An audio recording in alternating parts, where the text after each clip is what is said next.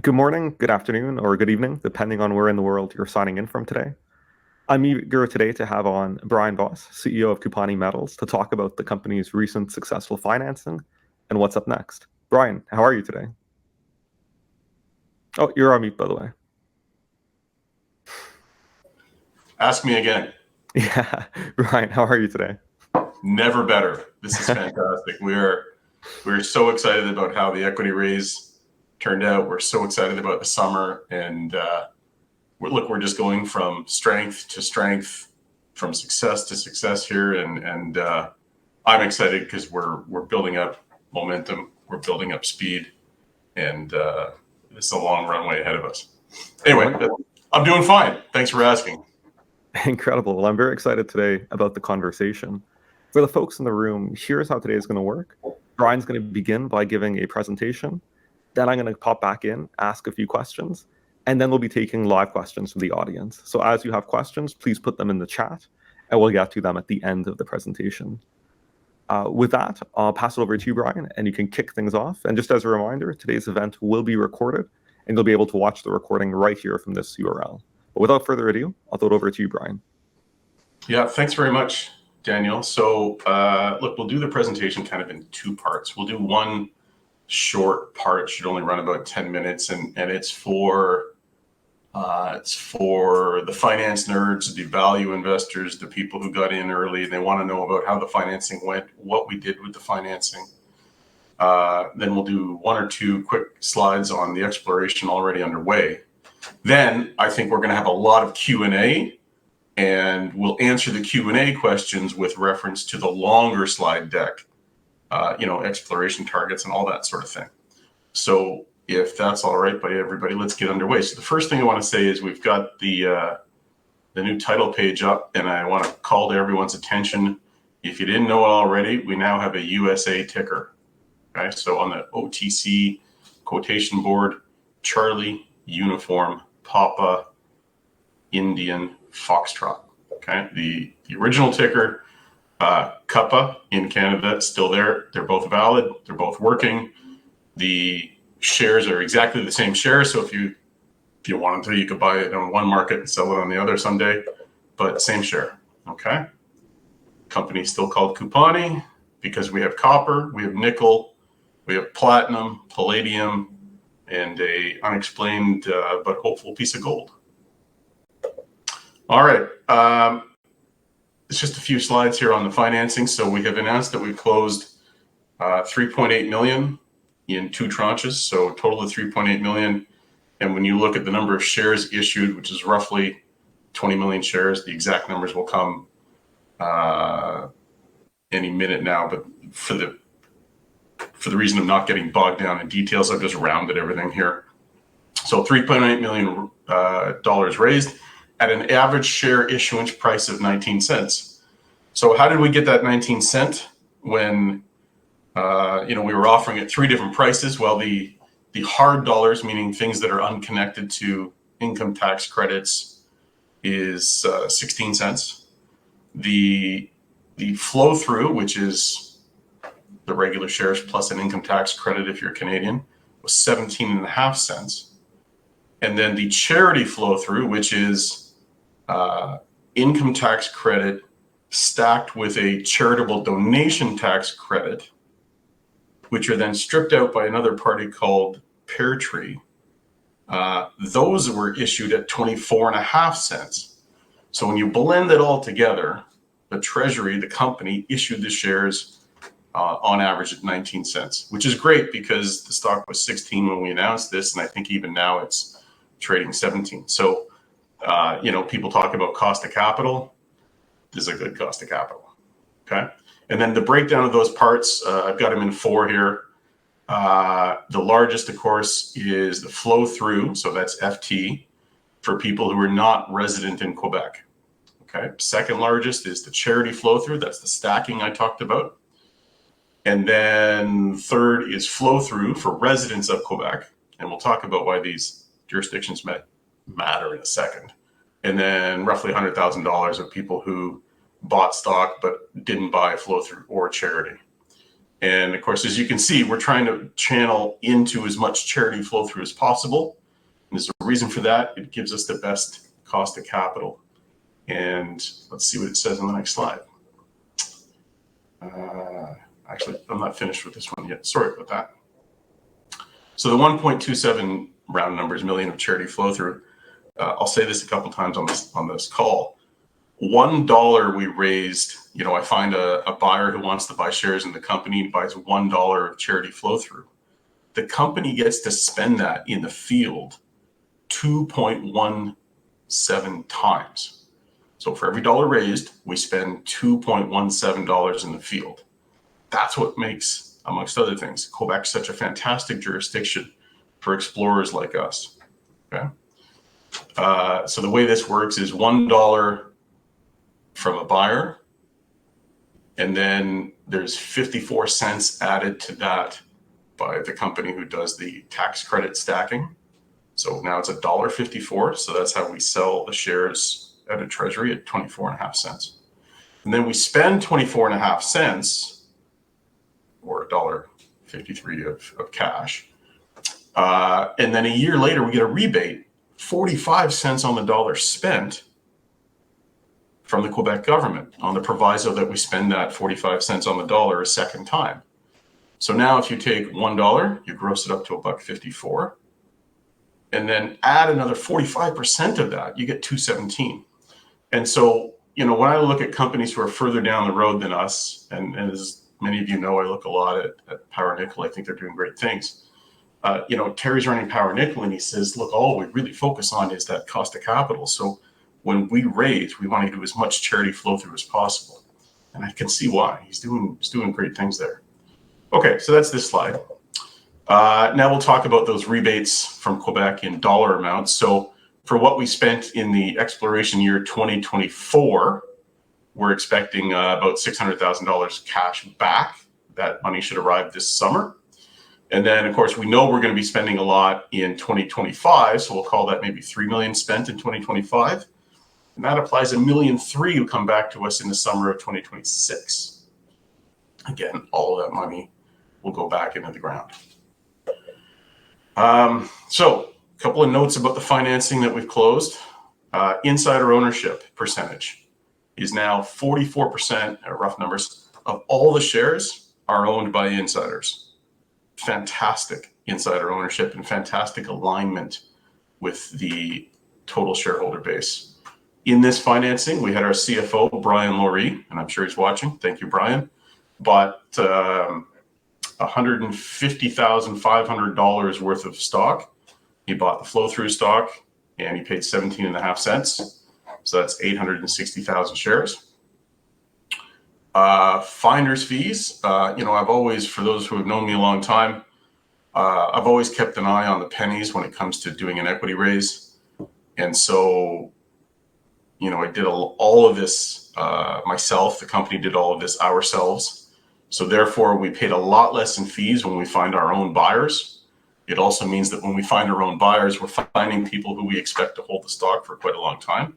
So that means we, on average, on the total deal, paid 3%. But of course, on a lot of that, we paid nothing at all, right? There's no broker warrants here, so there's no second bite at the apple for brokers to take fees and also get paid by selling their own shares and buying warrants or exercising warrants.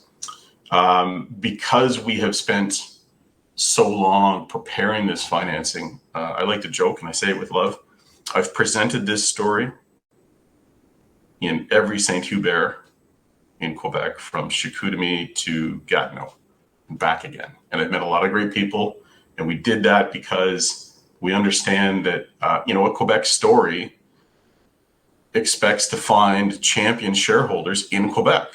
And we did exactly that. And you saw that on the first slide. There's almost $1 million of Quebec resident flow through. So fantastic there. Thank you very much to everyone in Quebec. Thank you very much to MI3. That's a friend of ours, Mario, who arranges those lunches and dinners. And then final point here again is that 2.17 times number.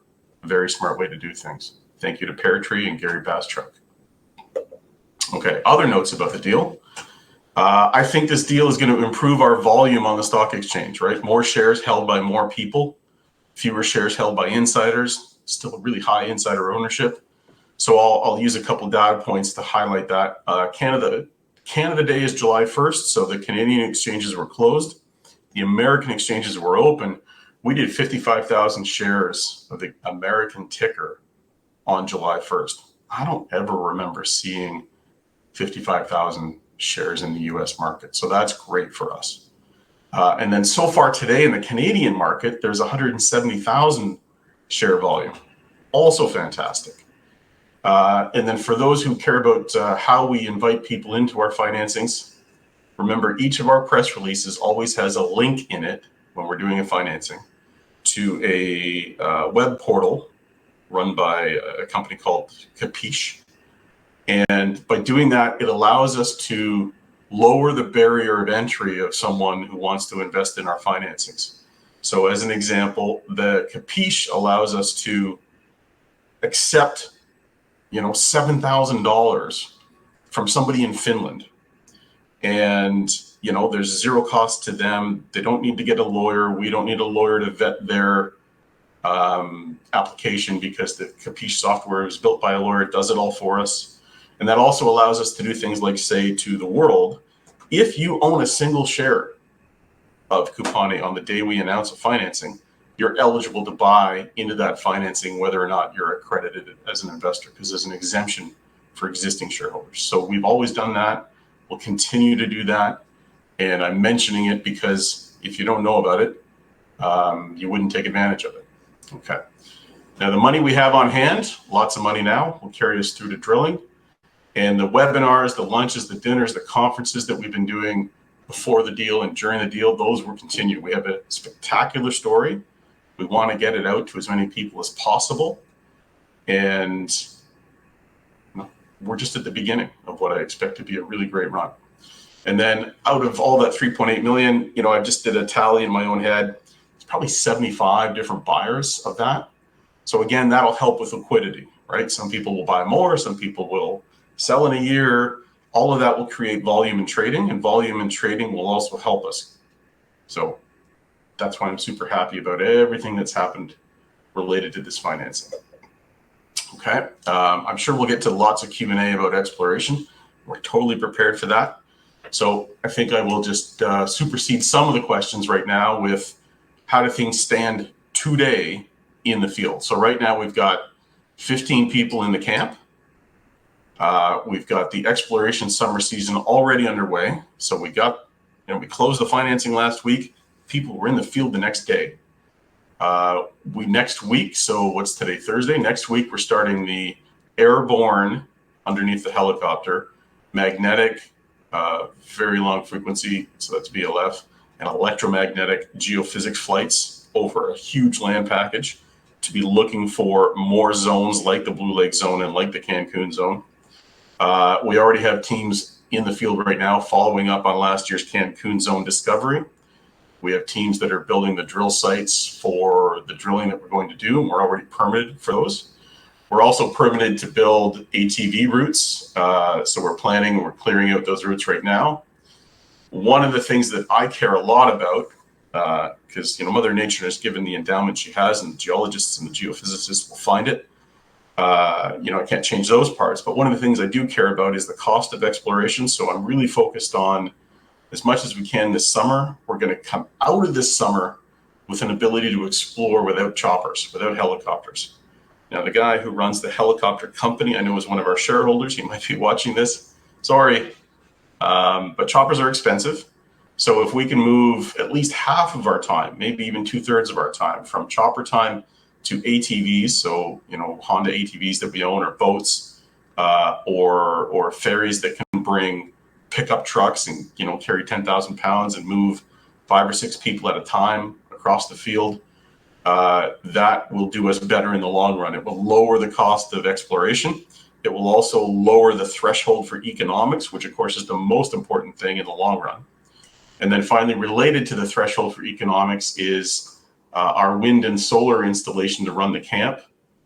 Just checked in with all the suppliers. It looks like we'll have that up and running middle to late August. I'll give you more details as I get it. So we have a 50-foot steel pole that's retractable. We're going to put that up at camp. It'll have a 3 kilowatt wind turbine on it, a battery system below it, inverters, chargers, everything. And we'll start to move the camp's draw of energy from a gasoline generator that we have to the battery system.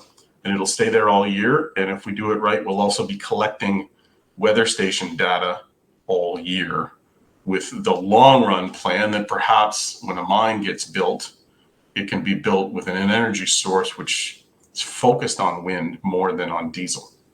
Anyway, that's what I've got here. Got a blank screen, so that's a reminder for me to stop talking, and let's get Daniel in here and start to hear about what the questions are.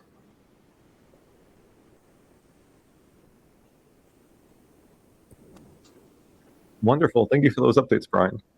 So let's kick things off with some of the questions that we've already received during the registration process. So you've successfully closed the $3.8 million raise. How does this funding position CUPANI for the next 12 to 18 months? And what specific milestones should investors expect to see from your 2025 summer exploration program? Okay, so how does it do us for the next 12 to 18 months? By my math, more than enough cash. So I'm super happy about that, plus the Quebec rebates. So I think we're good for cash. We're all cashed up. And then what are we milestoning? Look, we're going to spend over $2 million, probably just less than $3 million in the field between now and Thanksgiving. That will set us up for drilling. I'll call it post-Thanksgiving, but most likely it'll be when the ice freezes up and we can bring heavier drills out in January. There's an economics trade-off that we'll be continually studying. Do you drill with lighter equipment that's delivered into a site by helicopter? Right. So again, you're paying for helicopters and you have to move the machinery around by helicopter. Or do you drill with heavier equipment that you drag in over the ice in the ice roads in the wintertime? And you can get more done per day and you're not paying for the helicopter. So, we're always looking at that switch over. So we've got a huge amount of work to do this summer. Team's already in the field. Tell you more about what we're going to do. And by the way, in this call, right, this is kind of a victory lap call for the financing. We will be doing webinar calls throughout the summer. So I'm actually going to camp myself a week from now. And as soon as I can get it organized, we'll do a webinar about geology. We'll do a webinar about geophysics. We'll do webinars with Mike Muggeridge and the geo teams. So I don't need to answer into full detail on this one because we're going to be doing lots of those throughout the summer. Plus there'll be press releases as we go. Give me the second part of the question if I haven't touched it already. Yeah, the second part is what milestone should investors expect to see from our 2025 summer exploration program? Okay. There's about 5 things.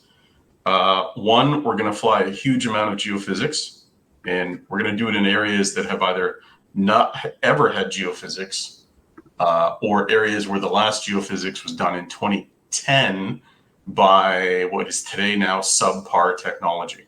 So we are going to be using a vendor called, I think I can name them, a vendor called Expert Geophysics, and they have machinery that is a large ring and it puts a signal down into the ground, can get down to about 150 meters. And we're looking for the magnetic response. We're looking for the electromagnetic response. We're looking for the frequency variation that comes from, sidebar, there's a very large frequency, very large VLF. Anyway, there's a submarine transmitting station in Maine, which is almost due south from where we are.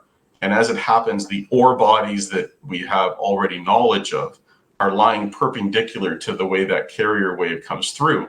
And so it lights up is the wrong word, but it excites the material. And if you have a system that can see that excitation, it allows you to look for deposits. So we'll be doing that as well. For the old school folks in the crowd, Douglas used to be out there with the handheld one, standing on the rock, trying to line up, with the horizon and the bearing to the radio transmitter in Maine. But now we've got better technology that will do it simultaneously to the EM and the mag, and it all slings underneath the helicopter. Anyway, I'll leave the rest of that for the geo talk. So there's that. We're doing a lot of Cancun work. We're doing a lot of pre-drilling work in the Blue Lake zone. And then we are prepping to be able to move equipment and people around the large exploration area with a minimizing of helicopter going forward, so that we'll get even more bang for the buck on exploration every year going forward. And that comes back to having the high insider ownership. We don't want to issue more shares than we have to. So we want to be smart about our dollars. What else you got, Daniel? Oh, quite a bit, actually. So the next question I have for you is, with your drilling permits now approved until April 2027, and Mike Mugridge joining as VP Exploration, could you walk us through the key targets and anticipated timeline for a drilling campaign at the Blue Lake project? Okay. So yes is the answer. I'll do it in a few seconds. And like I said, we'll get Mike on to a subsequent call, and we'll do a lot more on drill targeting. Remember, the drill targeting list will get longer and smarter as we go through the summer season. Okay. Mm-hmm. But where do we anticipate drilling? Okay, so we're going to be drilling in the Cancun zone. We're going to be drilling in the Blue Lake zone.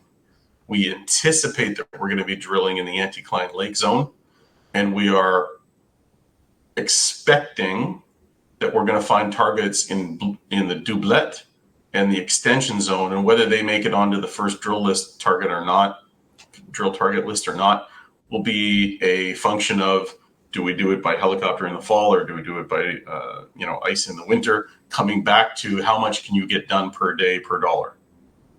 Okay, and Mike will be the guy leading the math and making decisions in conjunction with myself and the board as we go through all that. Brilliant. The other question I have for you is, you've expanded your land position to 1,069 claim blocks with new staking around the Doublet zone. What geological indicators drove this expansion, and how does this fit into your broader exploration strategy? Sure. So we have, is it 1069 your number? Yes. I think that's probably even a little bit out of date now, and I have a trick up my sleeve to come. So keep an eye out for more information on that. But the land package now is more than 500 kilometers squared, or 360 miles squared. The reason we grabbed it outside the Doublet zone to expand it is because, remember, the work that we're doing, all the historical 2.3% copper equivalent, all of that known stuff exists in one type of rock, and that one type of rock is everywhere in our land package. And so at the Doublet zone, we saw that the type of rock we're looking for actually came close to the border of our land exploration package. And we figured out pretty quickly, given the way that it's moving is the wrong word, given the way it's dipping, it may have dipped out of our land. And so we had to move our barriers, our borders further, to make sure that if we find something there, we don't have someone sitting on our doorstep claiming they own it when we should have had it first. And that's always been our approach. We think that this is going to be,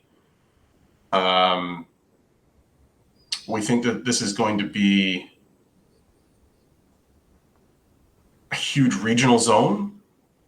And we figured that out in May of 2024. We doubled our land package then. And we chose to do that because we knew if we were right about a little bit, we'd be right about everything. And if that's the case, we didn't want to leave an avenue for someone else to come and play closeology, right? Mm-hmm. Where they'd say, well, Brian's company is now 100 million market cap, and this other company should be worth 40s because it's got the neighboring land. Mm-hmm. We're hogging the puck, and we think that's the right move. Gotcha, definitely makes sense. The other question I got for you, with Mike Mugridge's extensive experience from Voisey's Bay and Iron Ore Company of Canada now as your VP of Exploration, how will his operational mining background influence CUPANI's approach to advancing your projects? The guy is so smart. Look, I'm a simple finance guy. Everything I know about rocks I've learned through osmosis by working for Ned or being involved in investment banking for gold companies and resource companies, uranium companies. But Mike's the real deal, and we'll be adding more people to the team over time. Remember, there's also 15 people at camp in addition to Mike. So he's a very serious, very experienced, no wastage, no BS approach to exploration. And that's exactly what a company like this needs, right? Just as we've always said, my job is to run the company and find the cash. Mike and the geology team, through its various iterations, their job is to use the cash smartly and find discoveries with what they spend on. Definitely. I don't know if I've really answered it, and frankly, we'll stick that one as a question to Mike when we do a webinar with Mike on it. Brilliant. Well, speaking of great people, you mentioned high insider ownership with CFO Brian Bosse investing $150,500 in this round. What does this level of management commitment signal about your confidence in the upcoming exploration results? Well, look, I know that I think, I'm going to say that right. There are nights I can't sleep because I lie in bed tallying up what I think this is going to turn into. And I know Laurie does the same thing. And so, this is the way the stock market works. When something works, you can never have enough of it. So I think that's how we view the company right now.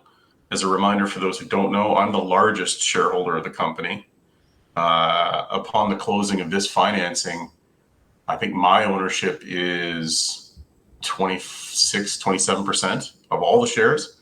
I think Laurie is probably 5 or 6 or 7. I've got to go look that up. But yeah, I'm all in. I think this is going to work. I think it's going to be fantastic, and my share count shows that. Mm-hmm. And looking beyond this summer program, what are the key value inflection points that could transform CUPANI from an exploration stage company? And what's your vision for the company over the next 2 to 3 years? Look, 2 to 3 years, I'd love to be at 20 million tons of 2.3% copper equivalent. We're currently at 5. Mm-hmm. That's where I want to see us. I want to see us have reached that number and also done it in a way where we haven't issued a share that we didn't need to, where we've raised our equity at successively higher prices. And we're at 3 years from now would be too early for a mine building decision, but it would definitely be time for a development decision, right? Answering the questions of where's the power going to come from? How do you get something to market? What is the net present value, or what is the cash flow calculation?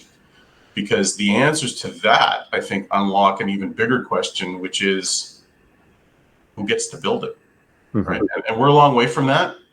But as you know, we've talked plenty of times, Daniel, I'm always thinking in several different time frames at once, right? The immediate time frame is what are we going to find this summer?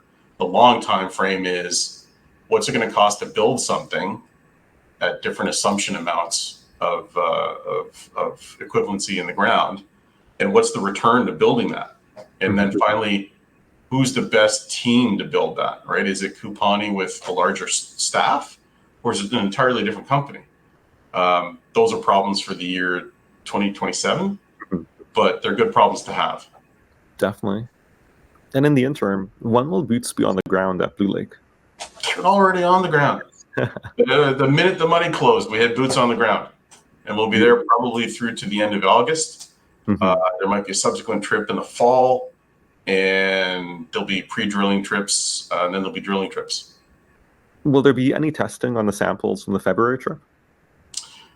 Yeah, so I think we had those already, and basically they came in the same as what we already knew for that region of Cancun.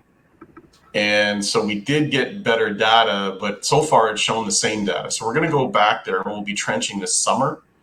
We got down, 10 inches, 8 inches with the rocks, 12 inches with the rocks. I forget the number.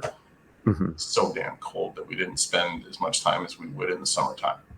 So I'll say at this point, though, I think that we see, it's early, it's very early, but I think that we see there's a different genesis of mineralization at Cancun than there is at least the defined pods in Blue Lake. So what's exciting about that is we really have two huge systems that are probably connected miles down, but may not be connected in an economic way, you know, from 0 to 1,000 feet down, which gives us, you know, 2 or 3 different ways to win, right? One of them will be probably high in platinum palladium.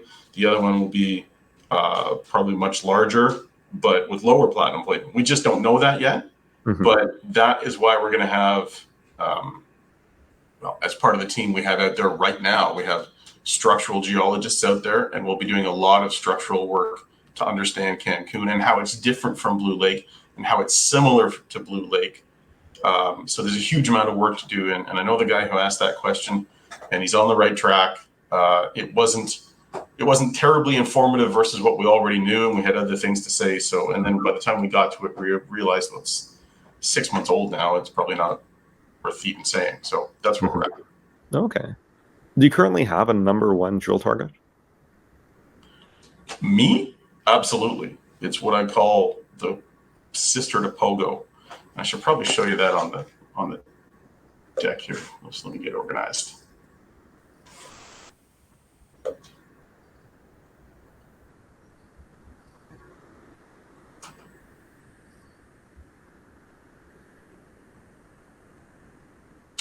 So for those who are new to the story, this is our historical resource. It was drilled by another company in the 1980s. That company was chasing platinum palladium, and they found a whole lot of copper nickel.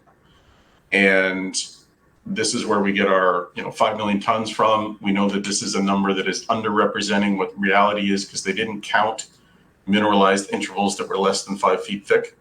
So we know there's more there than that. And I want to call your attention to this line here, Pogo. So in short tons, it's almost 1.4. We know it's higher than that because of missing intervals, but 2.2% copper equivalent. And I'm going to show it to you in our gravity results that we did last summer over this already drilled, but not drilled out deposit. So this is the larger view of the whole Blue Lake zone within the Blue Lake project, and the bodies of the pods that represent the deposit are drawn here. And I'm just going to highlight over the Pogo one so everyone can see it. So Pogo is up here on the left-hand side of the screen. And the colorings that you see here, blue is the cool color, and then a teal, and then a green, gets warmer with yellow, and then orange, and then red, and then pink, and then white. As you go up that color scheme, up the intensity, you are looking at mass that's been measured by geophysicists, but not explained yet by geology, okay?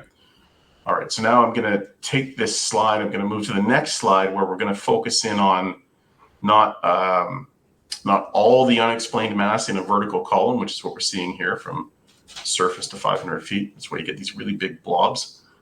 The next slide, this one here, we are looking only at the gravity data at a slice centered around the 25-foot down zone and then looking down from there, okay? But you're not looking all the way to the 500 feet. So now let's go back to Pogo. All right, I'll do the same box. Here's Pogo. Damn it. There's Pogo's blue outline. And off to the left and almost falling off the data map here is the pink gravity result representing Pogo.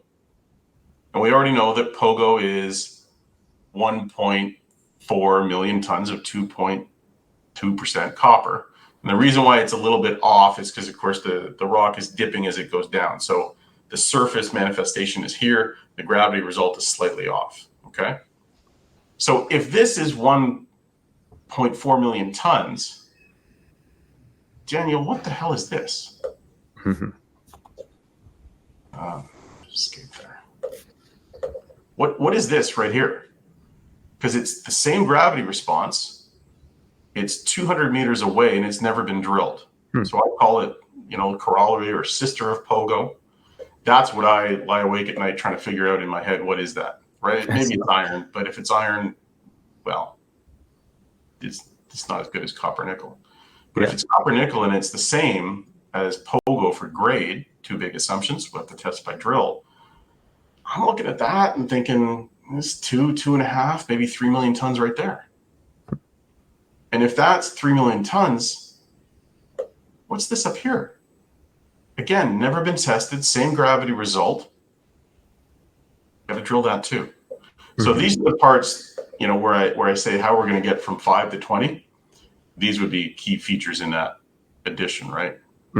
Let's say that's 3. Maybe this is another 3 or 4. Now you've added 6. Here's another one down here. This whole region, there's mass that's unexplained. So that's, for me as a person, as an investor, that's what I'm focused on for the drill result. But having said that, those are 3 important zones out of what will be probably drilling at the Blue Lake zone, drilling at the Cancun zone. I expect we're going to have drilling at the Anticline Lake zone. We'll probably have new targets this summer that will add to the drill list from doublet, maybe even from extensions. So yeah, that's my answer. Very exciting. What people should be watching. And do you know of Typhoon technology of Ivanhoe Electric for exploration? I sure do. So I had a meeting 35, 40 minutes long with the CEO of Typhoon maybe 2 weeks ago. Shout out to one of our board members, Elliot Butel. Thank you, Elliot. He got us invited to a copper conference at Raymond James in Toronto, and Raymond James put us together with Typhoon. So first thing I did from that meeting is I got in touch with 2 people. One, Terry at Power, and I asked him if he's used it. He hasn't, but he's looking at it. And then most importantly for us, I talked to our geophysicist consultant. So this is the one who helps us choose which technologies are right for our project. He's up on all the latest technologies and what the response rates are and what we're going to find out of it. And in our case, for example, when we're choosing an aero vendor for mag and EM, because there's iron already in the neighborhood and there's a lot of magnetic response, we need a product that can differentiate between what we'll call the background response and the targets we're looking for. So he helps us choose which product from which vendor. And so I had a conversation with him about Typhoon, and it's promising, but I don't think it's promising for us today. There's a few reasons for that. But I am, the CEO of Typhoon and I, we swapped business cards and we agreed to keep talking. I know that they're super busy with what they're doing in Saudi Arabia, and they have only so many units built, and they've got some of them dedicated to Arizona with BHP. And, I put it to the guy and I said, look, that's all great, but you need to know, and you do know, that 99% of the customers are smaller than BHP in the Kingdom of Saudi Arabia. So you need to help find big projects like ours in order to make the next 30 years of sales funnel fill up. And he agreed with the concept. So will it happen that we bring in Typhoon? Certainly not this year, but we are talking with them, and we talk with everybody that has a good technology. I think we're also due for a refresh with the people who do the frequency tuning, I forget the name of it, ANT, ambient noise technology. So as we learn more about this summer, we're going to learn more about which tools we're going to be using to build our 3D models.